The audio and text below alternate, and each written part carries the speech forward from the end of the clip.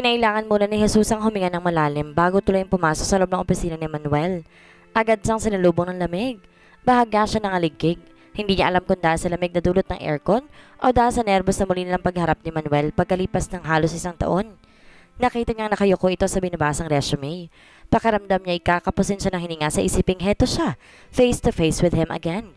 May kakatuwang damdaming unti-unting gumagapang sa buong pagkatao niya. Kahit sabihin pang may anak na ito sa kanya, mistula pa rin siyang teenager na gustong mag-swoon dahil kaharap niya ng mga sandaling iyon ng kanyang crush na malimit na humahalik sa kanya sa mga pangarap at imahinasyon niya. Behave, Jesusa. Baka mahalata ka ni Manuel. Saway niya sa sarili. Hindi siya dapat makaramdam ng ganoon dito sa mga sandaling iyon. Isang bagay ang dapat niyang pagtuunan ng konsentrasyon, and that was to give her the best in this interview para matiyak niyang siya ang makukuhang yaya ni Joaquin. Nang mag-angat na mukha si Manuel, agad nagdamang kanilang mga mata. Halatang nagtaka ito na makitang hindi pa rin siya tumitinag sa kinatatayuan malapit sa pintuan. Nakalimutan niyang humakbang palapit sa desk nito dahil sa sobra niyang pananabik na makita itong muli. Are you going to stand there habang in-interview kita? Sabi nitong nakakunot ang noo. Please, have a seat. Tinuro pa nitong visitor's chair sa harap ng desk nito. His voice was low and dark and infinitely sexy. Ngumiti siya, saka humakbang palapit dito. Pinilit niyang kalabanin ang pangangalog ng kanyang mga tuhod. Maging nang maupo siya sa visitor's chair. Matagal na nag-usap ang mga mata nila. Pabilis ng pabilis ang pulse rate niya.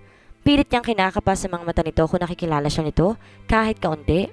Matagal siya nitong tinitigan. How she loved this man. How she missed his handsome, captivating face. Napakagandang pagmasta na makakapal at tila inaayos na eyebrows nito. His square jaw and his red lips. But his most arresting feature were her eyes. They were vibrate brown. They smoldered with a fire guaranteed to melt the heart of the most frigid female. Miss Vera Almonte, right? Tanong nito sa buong boses. Tinig pa lamang nito ay kaya nang magpalambot ng tuhod ng kahit na sinong babae. Yes sir. Sagot niyang pilit pinatatag ang boses. Itinago niya ang tensyong nararamdaman sa pamamagitan ng magandang ngiti. Mas masasabing formal ang mukha nito kaysa nakangiti. Kaya pati nagmaramot sa ngiti. Patuloy ito sa matamang pagtitig sa kanya. Tila pinag-aaralan ng kanyang anyo. Are you sure na yayang ina-applyan mo, Miss Almonte? Sir, may kasamang tangong sagot niya. Noon lamang na tiyak na hindi na siya nakilala nito. Kung sa bagay, sa laki na pinagbago ng anyo niya, mahirapan itong makilala siya. Pati na ang mga mata niyang dating chinita, nagawang magmukhang malaki ng latest technology ng cosmetic surgery. Ang ilong niya ay nabago ng kaunti ang bridge, pati ang cheekbones niya ay binago ng kaunti, ngunit nagbigay na malaking pagbabago sa itsura niya. Tiniis niya ang hirap ng series of operation at ang ilang buwang pagpapahilom ng sugat na bakas niyon. Kinailangan na niya magpatan ng balat ng ilang buwan. Madali siyang ma-identify dahil sa maputing kutis niya. Tila putulan na niya ang buhok na mula at pa ng college siya ay minamaintain niya na palagi 5 inches ang haba mula sa kanyang balikat. Kailangan niyang i-maintain iyon na palagi mag-isip to give her a total new look. Naniniwala siyang malaki ang nagagawa ng haircut sa anyo ng isang tao. Maging ang mga kamag-anak at kaibigan niya, nahirapang makilala siya sa bago niyang anyo. At alam niyang pati si Manuel ay hindi siya basta makikilala. Kung makilala man sa nito, yun ay kung mamahalata ito sa kilos niya. Hindi naman sila matagal na nagkasama nito. Besides, sino ba magdududang nagpabago siya ng anyo at pangalan? At lahat ay legal sa tulong ng pamahalaan. Hindi niya akalaing pakikinabangan niya iyon para muling makalapit dito nang hindi nito namamalayan. At sisiguraduhin niyang mamahalin siya nitong muli bago nito madiskubre ang katotohanan. You are too beautiful to be a nanny. Sabi nito kapag kwan, formal pa rin ang anyo. Alam ni Jesus na nag-blush siya. Bahagya siyang yumuko upang may tago yon. Salamat ho, pero yaya ho talagang ina-applyan ko, sir. Muling nalipat ang tingin nito sa binabasang resume. Maganda ang scholastic record mo. Ilang units na lang pala, tapos ka na ng nursing. Yes, sir. Bakit di mo pa tinapos? The usual story. Hindi na ho kayang suporta ng parents kung magastos sa pag-aaral ko. Sayang naman, magaganda pa naman ang grades mo. Tubango-tango lang si Jesusa. Mas gusto niyang titigan si Manuel kaysa magsalita. Partikular na nakatutok ang kanyang mga mata sa mga labi nito habang nagsasalita ito. Doon siya na in love ng husto. The upper lip was thinner, tila isang sariwang makopa. Fuller ang lower lip which made him look authoritative. Ang very impressive sa resume mo ay ang 1-year experience mo sa isang school for special children. Ano tong school for special children? Tanong ito in a very business-like manner. It's a school for autistic children, para sa mga deaf and mute, at para sa mga batang mas mababa ang mental age sa kanilang chronological age, meaning mga batang hindi normal ang development ng isip, sila tinatawag na special children. I see. Tila na-impress at tumangutango ito. Isa pang magandang qualification mo ay ang 6-month experience mo sa isang bahay ampunan na pinatatakbo ng isang foundation. Yes, sir. Kimi ang iting sagot ni Jesusa. Lahat ng credentials na dala niya ay hindi talagang sa kanya, kundi sa kapatid ni Pilar na nagtatrabaho na sa abroad. Nursing undergraduate ito. Sa tulong na naging kaibigan niyang abogado na nasa ilalim siya ng Witness Protection Program, nagkaroon siya ng ganung mga dokumento bilang si Vera Almonte. Actually, ang niyahanap kong yaya ay hindi ko anak. Seryosong sabi ni Manuel. Pamangkin niyo, sir? Painosenteng tanong niya. No, an angel whom I believe is heaven sent. Gusto niyang mangiti ng mga sandaling iyon. An angel, heaven sent. Iisa lamang ibig sabihin niyon. Tinanggap nito ng buong puso si Joaquin. Thank God, hindi na sayang ang mga plinano niya. Hindi nawala ng saysay ang pagtitiis niya ng mga sandaling mawalay sa kanyang anak. God knows kung gaanong takot sa pag-alala ang naramdaman niya nang iwanan ito sa labas ng opisina ni Manuel. Nakahinga lamang siya na maluwag nang matiyak niyang nasa pangalaga na ito si Joaquin. Kampante na siya magkasama na ang kanyang mag-ama. At kung matatanggap siya para maging yaya ni Joaquin, wala nang sagabal sa mga plano niya. Darating ang panahong magiging isang masayang pamilya na silang tatlo. Ano ho bang ibig niyong sabihin sa sinabi ninyo, sir? Patay mali siya niyang tanong. Yung batang paalagaan ko hindi ko kaano-ano. Nakita siya ng isa sa mga guards sa labas ng aking opisina. May nakakitang iniwan daw ang bata ng isang babaeng hindi naman nalang kilala. May nakasiksik na sulat sa diaper ng bata. Ana ang nakasulat na pangalan ng ina at sa akin ibinili ng bata. Hindi ko alam kung paano ako nakilala ng ina. Alam niya sigurong mabuting tao kayo kaya sa inyo iniwan ng anak niya. Kaswal na sabi ni Jesusa. Ilang taon na ho ba yung bata? Actually, he's just an infant. Inilapat ito ang likod sa sandalan ng civil chair. 3 or 4 months, mga ganon. Baby pa pala. Nagkunwari ulit siyang walang alam.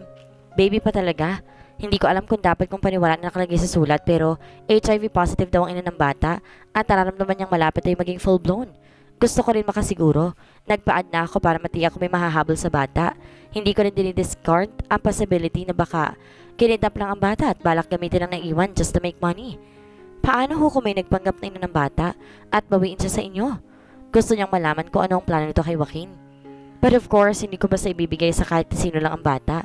Kailangan muna niya mapatunayang anak nga niya ito. Puno ng paninindigang sabi nito. At kung wala maghahabol sa bata, gusto ko na siyang kupkupin. Nagdulot ng hindi may paliwanag na tuwa sa kanyang narinig na iyon. Salamat sa Diyos at madaling nakagaanan ng loob ni Manuel, ang anak na hindi pa nakikilala. Lukso marahil ang dugong naramdaman nito kay Joaquin. Ano kaya magiging reaksyon niya kung malaman niyang anak namin si Joaquin? Ipinalangin mong wala na mag-claim sa bata para magtagal ang trabaho mo bilang yaya niya. Positive akong hindi na mawawala sa inyong batang nakuha ninyo, sir. Sabi niyo nga heaven sent siya. Para siyang teenager na gustong kiligin nang may gumuhit ng ngiti sa mga labi nito. Wala pa siya nakitang ibang lalaking ganoon kalakas ang dating ng isang simpleng ngiti. Mabuti na lang at hindi natuloy ang kasal nila ni din sa loob-loob niya. Hindi na ho ako mahihiyang makiusap sa inyo, sir. Pero sana ho sa akin na ibigay ang trabahong ito. Kailangan ko ho ng trabaho. May mga magulang ko akong sinusuportahan sa province. Ipinapangako ko naman ho sa inyo. Kapag akong kinuha ninyo, hindi ho kayo magsisisi. Well, aaminin ko sa iyo. Impressed ako sa qualifications mo. In fact, mukhang di na ako kailangan mag-interview pa ng iba. I will consider you for the job. Total kompleto naman tong requirements mo. Tuwang-tuwa si Jesus sa narinig. Salamat na lamang at siyang kinuha nitong maging yaya ni Joaquin. Salamat ho, Mr. Manzano. Nakangiting sabi niya. Mukhang masyado kang tuwang-tuwa. Pansin ito sa katuwa ang rumihistro pala sa mukha niya. Nalata pala itong overreaction niya. Kailangan ko ho talaga kasing trabahong to eh. Well, now that you are hired, kailangan magsimula ka na ngayon din. You better go home and get your things. I'll wait for you here habang may mga papeles akong kailangan pirmahan. Be sure na makakabalik ka rito before lunch dahil ihatid na kita sa bahay para makita mong aalagaan mo. Yes, sir. Yun na lamang ang kanyang isagot ng mga oras na yon. Basta masayang masaya si Susa dahil siya ang tinanggap nito para maging yaya ni Joaquin. By the way, iabot mo sa sekretary ko itong resume at magpakuha ka ng picture para sa file mo. Bilin ito sa kanya. Thank you ho, Mr. Manzano. Masayang lumabas na si Susa ng opisina nito. Thank God! Sabik na siyang muling makita ang baby niya at ang isa pang kinasasabay niya ang muling nilang magkakalapit ni Manuel. Tuwang-tuwa si Jesusa nang bumalik sa bahay ni Pilar kung saan siya nakikituloy para ibalitang tinanggap siya ni Manuel bilang yaya ni Joaquin. Miss na miss ko ng baby ko, Pilar. Sabi niya habang excited na iniempake ang mga damit at gamit na dadalhin niya sa bahay ni Manuel. Alalang-alala na rin akong baka iyak na yun ng iyak. Hindi naman siyempre pababayaan ni Manuel ang baby mo. Tumulong na ito sa paglalagay ng mga damit sa isang maleta. Ikaw na nga rin ang nagsabi, Malaki ang puso niya pagdating sa bata dahil sa panghinayang niya sa anak niyang namatay, agad natapos maisilang. Kahit na, iba pa rin siyempre yung nakikita ko si Joaquin at ako mismo nag-aalaga sa kanya. Kung bakit kasi naisip-isip mo pang gimmick na yun, tapos ngayon word ka sa anak mo. At ilang araw mo pa lang siyang hindi nakikita, mamamatay-matay ka na sa kasabigan sa kanya. Siyempre naman, nanay ako, no? Patawarin ako ng baby ko but this is the only way na naisip ko para mailapit ko siya kay Manuel. Bakit kasi hindi ka na lang lumapit sa kanya at sabihin, oh, heto si Joaquin, ang anak natin. Hindi ba't sinubukan mo na siyang kausapin nung una pa lamang na nalaman kung buntis ako? Pero sinabi niya sa iyo he did not want to have anything to do with me anymore. Ibig sabihin wala na talaga siyang pakialam sa akin kahit ano pang nangyari sa akin. Galit na galit siya sa akin. Malay mo na bigla lang siya noon o wala sa namang sinabi niya dahil nga nasa gitna pa sila ng problema noon at naluluksa pa sa pagkamatay ni Mrs. Manzano. Natakot din ako na baka hindi matanggap ni Manuel na nagkaanak siya sa akin at kung matanggap man niya baka maging malamig siya dahil anak ko si Joaquin.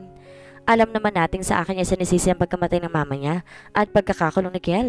Tinigil niyang ginagawa, malungkot na naupo sa gilid ng kama. Ayoko madamay si Joaquin sa galit ni Manuel sa akin, tsaka gusto ko mapatawad niya ako.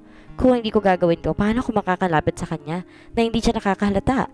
Baka i-reject niya lang ako. At ngayon, si Joaquin na sarili pa niyang anak. Paniniwalaan niyang itinapon lang ng nanay na may AIDS. At si Jesus sa Cabral na minahal at kinamuhian niya, wala siyang kamalay-malay na si Vera Almonte na kinuha niyang yaya. Hay nako, Jesusa, pang telenovela na rin ang drama mo, no? Mabuti pa ang buhay ni Monica Brava sa iyo eh. May konting comedy. Pero hindi naman kita mabatukan dahil alam kong ginagawa mo yan para sa anak mo at dahil mapahal mo pa rin si Manuel. Alam mo naman pala eh, kinukundina mo pa ako. Nakangiting sabi niya at pinagpatuloy ang pag-iimpake. Teka, are you sure na hindi ka nakilala ni Manuel? Pariniyak nito. Sigurado ako, Pilar. Imposibleng makilala pa niya ako sa bago kong anyo. Hindi naman niya alam ko ng mga pinagdadaanan ko para lang hindi na masundan ang mga taong gusto akong patayin. Kailan mo sasabihin sa kanya kung sino kan talaga? Tumingin siya rito. Kapag hinihingi ng sitwasyon, siguro kapag naramdaman kong in love na siya ulit sa akin. Kaya wish me luck. Good luck. Go on with your plans kung sa tingin mo yan ang pinakamainam na paraan para muli ka makapasa sa puso ni Manuel. May kaba sa dibdib ni Jesusa habang sakay sila ng Ferrari ni Manuel patungo sa bahay nito. Madalas sa palihim niya itong sinusulyapan. Gusto niyang pagsawain ng mga mata nito sa gwapong mukha nito. Ano kaya nangyari sa kanya sa ilang buwang hindi kami nakita? Hindi man lang ba niya ako na-miss? Ilan kaya naging girlfriend niya? Ang isipin pa lamang na nasa kandungan nito ng ibang babae, may sakit ng gumuguhit sa dibdib niya. Noon lamang siya naging ganoon ka-possessive. Ayaw niyang isipin may iba itong babaeng niyayakap, hinahagkan at inaangkin. Baka may girlfriend na siya ngayon. Yun palang isa sa mga dapat niyang alamin. Kung may girlfriend na nga siya, para saan po tong effort ko na mapapalapit ulit sa kanya? Madalas napapatingin si Jesus sa mga kamay nito na nasa manibela, mamula-mula and yet very masculine at may mga pinong balahibo. Kahit sinong babae aasaming madama ang mga kamay na iyon, ang mahaplos ito. Bigla niyang naiambing ang sarili sa manibela. Buong suyo at ingat din siyang hinawakan ito ng gabing ibinigay niya ang sarili dito. May kung anong nakakakiliting sensasyon ang gumapang sa buo niyang katawan sa isiping iyon. Oh my God! Bakit ba naging ganito kawild ang imagination ko? Bala ko magpalipat-lipat na lang from Manila to Villa Crystal Island. Bukod sa may sarili akong villa roon, isa ako sa may-ari ng Villa Crystal Garden Hotel. Kaya gusto ko magstay roon 4 days a week including weekends at 3 days dito sa Maynila at isasama ko kayo. Villa Crystal? Ang paraisang pinapangarap na marami. Isa ng daddy niya sa mga iyon. Total hindi naman kalayuan ng Villa Crystal Island dito sa Maynila. Patuloy pa nito. Kapag narito ako sa Maynila, kayo lang ni Heaven doon. Pero wala ka naman dapat alalahanin dahil kumpleto ng isla sa mga pangangailangan ng mga villa owners. In fact, mas masarap nga tumira doon. Heaven? Heaven pa lang binigay niyang pangalan kay Joaquin. Heaven pa lang pangalan ng bata, sir. Painosenteng sabi ni Jesusa. Actually, Joaquin ang nakalagay sa sulat ng pangalan ng bata. Pero mas gusto ko siyang tawaging Heaven dahil kinoconsider ko siyang heaven sent at bagay na bagay sa kanyang pangalan. Heaven? Maganda nga, sir. He is Joaquin Manuel, your son. Kung maaari lamang yung sana sabihin ng totoo. In due time, malalaman mo rin anak mo si Joaquin. Have you been to Villa Cristal? May tanong nito habang patuloy sa pagdadrive. Hindi pa, sir. Pagsasinungaling ni Jesusa. Ipinalangin mong wala nang bumaway kay Heaven para hindi ka mawala ng trabaho. Bukas nga pala patitingnan ko siya sa doktor. Dahil kung totoong may HIV virus ang mother, posibleng meron din ang anak. Bahala kayo, sir. Nakadama siya ng guilt dahil kailangan pa niya itong papaniwalain sa isang kasinungalingan. Pero hindi niya talaga ito gustong linlangin. Dala lamang yun ang pangamba niyang baka sa kulam ang isalubong nito sa kanya kung magpakilala siya rito. Basta importante magkakasama na silang tatlo. Nasa alabang na sila na mapansin niya ang malimit na pagsalap ni Manuel sa legs niya. Isang puting paldan above the knee ang haba ng suot niya nang bumalik siya sa opisina nito. At kapag nakaupo siya, nagmumukhang maigsi iyon. Natatanda niya nung una sila nagkita at may nangyari sa kanila. Naibalo nito sa kanyang may legs niya ang tinuturing nitong isa sa mga best assets niya. Weakness daw nito ang mga babaeng may long and perfect shape of legs. May pilyang ideyang kumistap sa isip ni Jesusa. Kung weakness sa babaeng magandang legs, lalo kung ilalantad sa kanya ang mga binti ko para unti-unti siyang ma-inlove ulit sa akin. Gaya nga ng inaasahan ni Jesusa, napakaganda naman siya ng mga manzano. Isang tahanang tila nagsisimbolize ng masayang samahan at matiwasay na pamumuhay. Nanasira niya ng madawit ang pangalan ng kapatid nito sa sindikato. Pero hindi siya dapat makadama ng guilt. It was an honest mistake.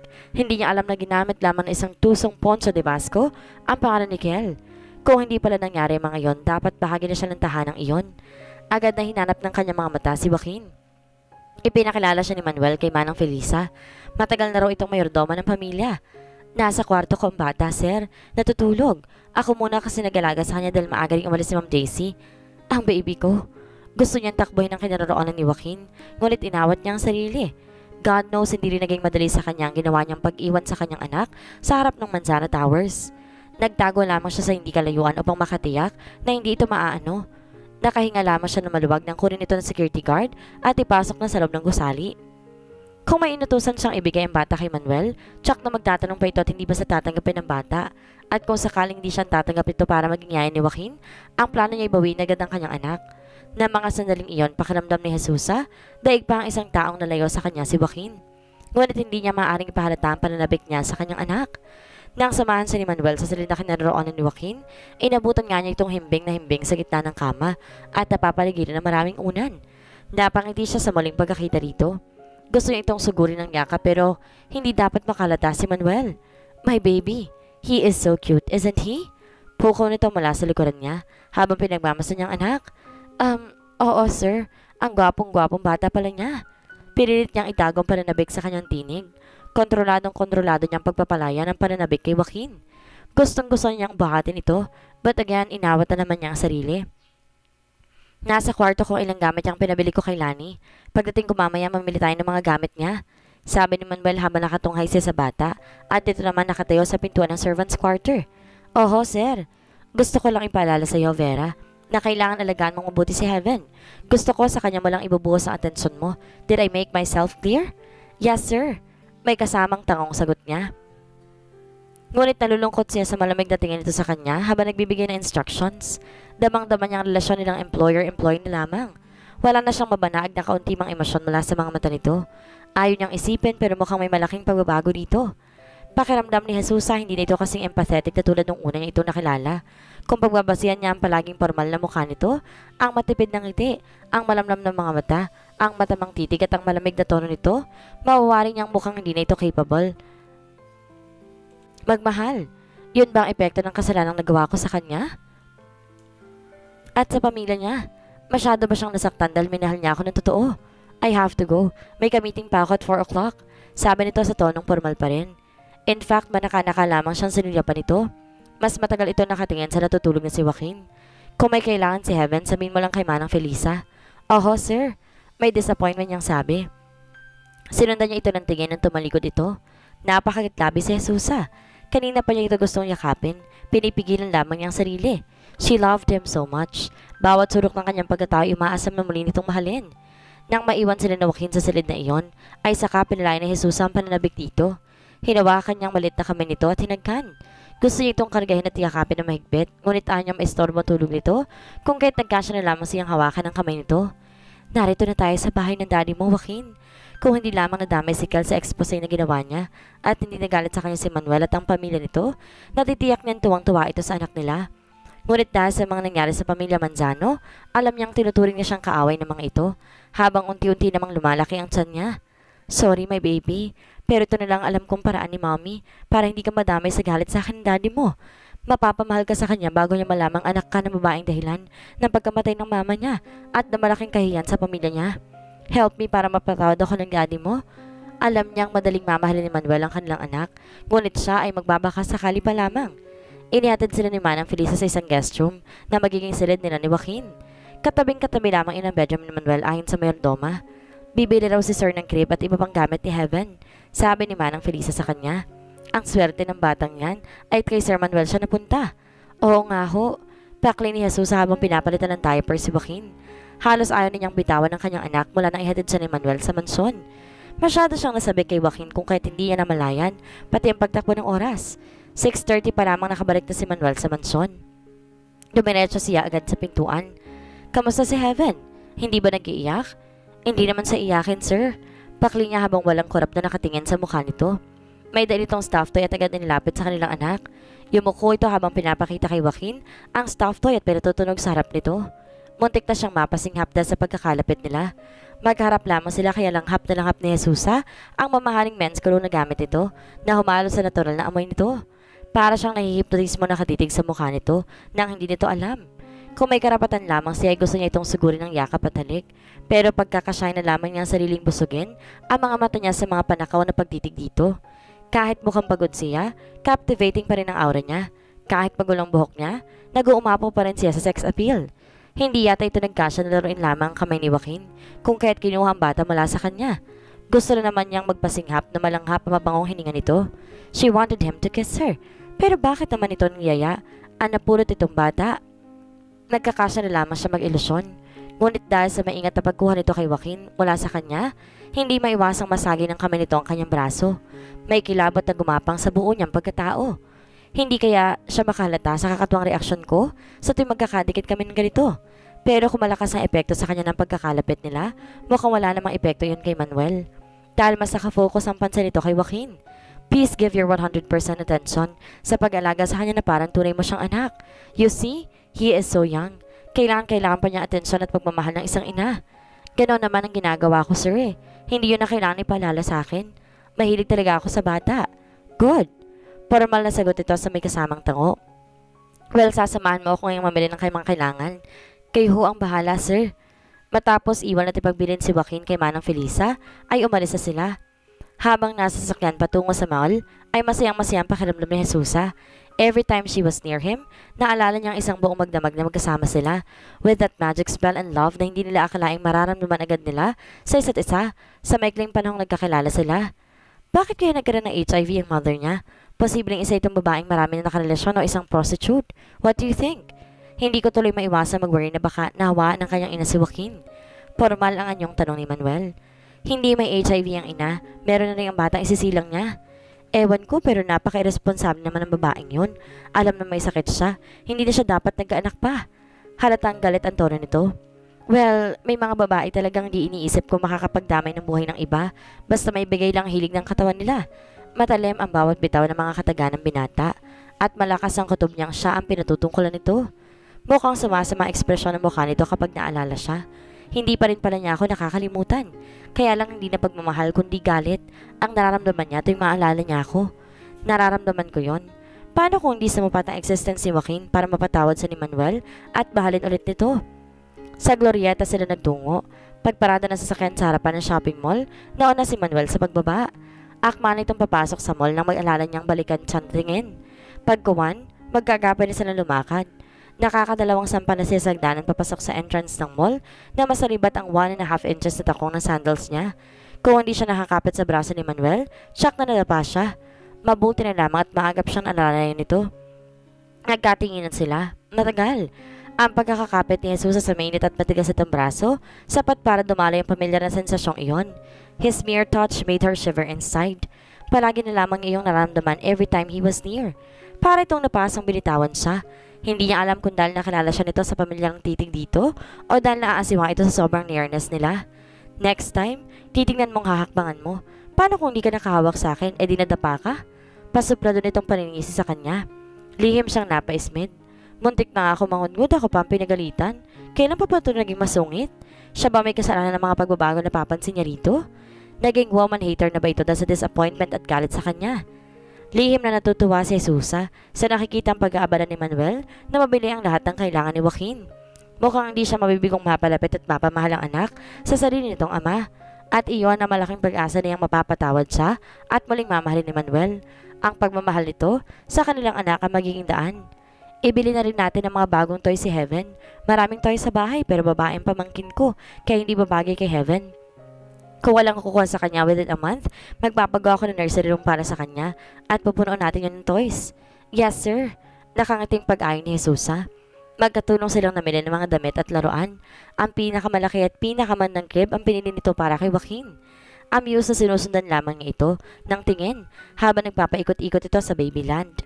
Pero nasira ang mood niya na mapansing pinagkakalimpunan ito ng mga sales ladies. Halos malaglag ang mga mata ng mga ito kay Manuel. Tila ito isang matamis na pagkain agad pinutakti ng mga langgam. Parang ngayon lang nakakita ng gwapo mga to. Lihim niyang himutok. At parang gustong-gusto naman ni Manuel na nasa kanyang atensyon ng mga babaeng to.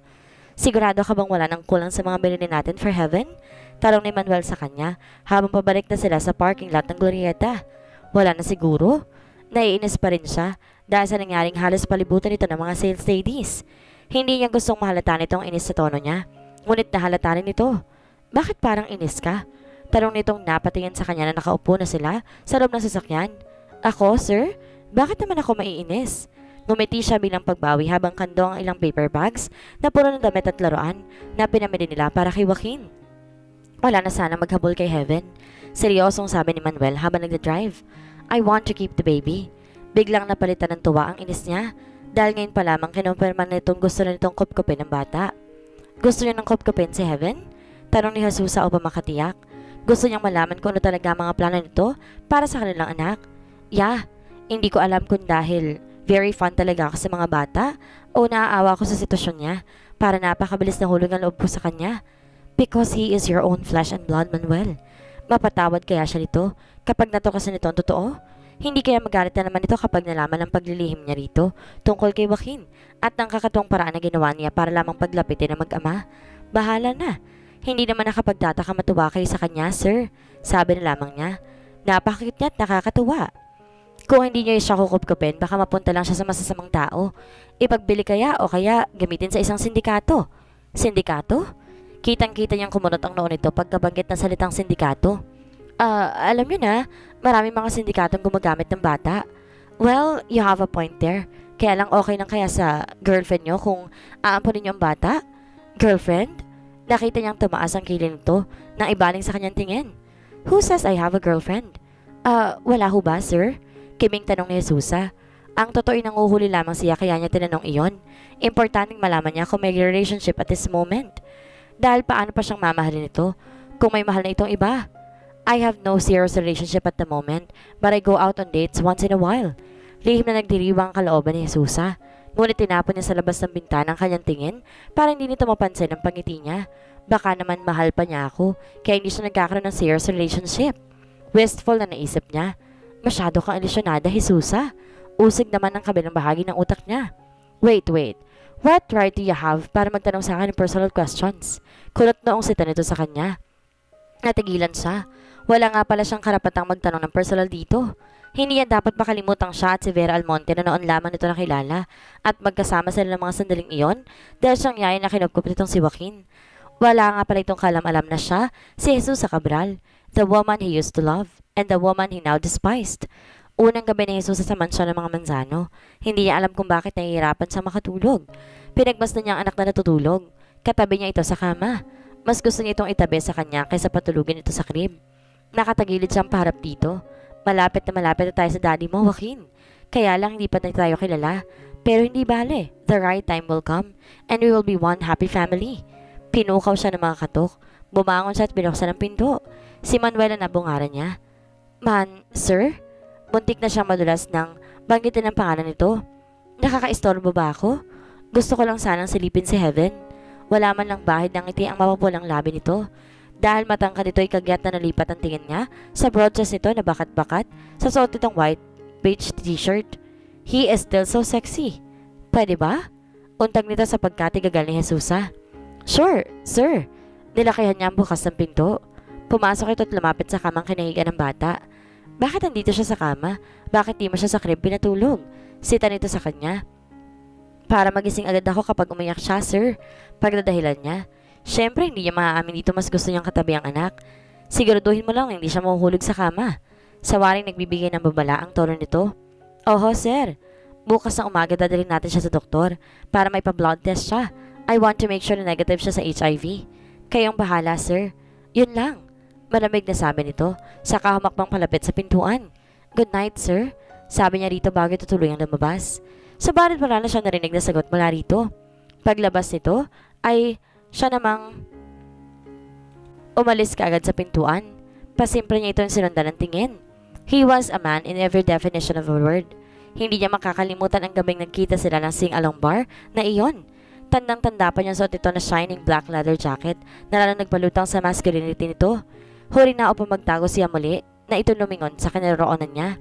Nakita nitong nakasunod siya ng tingin dito.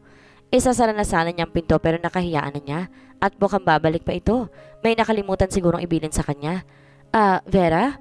Sir? Kinakabang tanong niya. Have we met before?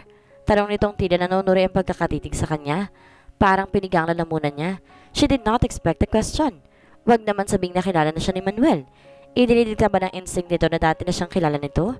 May nakita ba itong palatandaan sa kanya para magsuspetsang hindi siya total stranger dito? Bakit kaya naitanong ni Manuel kay Jesusa kung nagkita na ba sila dati?